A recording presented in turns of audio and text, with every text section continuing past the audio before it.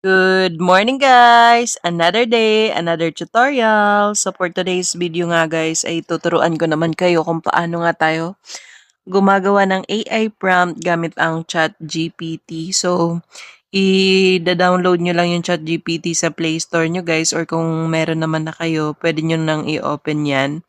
Then click nyo lang yung plus sign button dyan guys. Then i-upload nyo dito yung gusto nyong gayahing picture. Katulad nito guys, in-upload lang natin yung inspo natin or yung gusto nating picture na gawing couple version. Then isi-send na natin yan kay ChatGPT.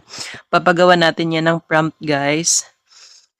Then, after natin pagawa ng prompt yan guys, magja-generate na yan and kailangan lang natin i-copy yan para meron tayong magagamit doon sa Google. So, Google Gemini pa rin yung i-open nyo guys. Magka-create lang kayo. New chat lang ang gagawin nyo kung naka-open na yan. And kapag na-open nyo na yan guys, another upload ng picture naman ninyo ng partner mo. Para naman yun yung gagawin natin. So, ilalagay mo dyan yung prompt, i-edit mo lang based sa gusto mo. And after mo ma-paste dyan yung prompt at malagay yung picture, wait ka lang ng ilang seconds and magge-generate na yan guys ng result. So, patient lang talaga guys ang paggawa dito sa ChatGPT at saka sa Google Gemini.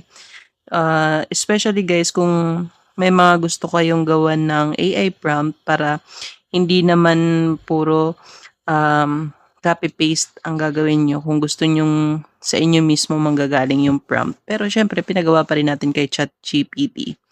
So, based dun sa pinagawa natin guys, eto na yung naging result. So, kung hindi ka satisfied doon sa naging result, kailangan mo lang siya guys i-edit yung prompt. Then, isend mo siya ulit hanggang sa ma-achieve mo yung gusto mong result.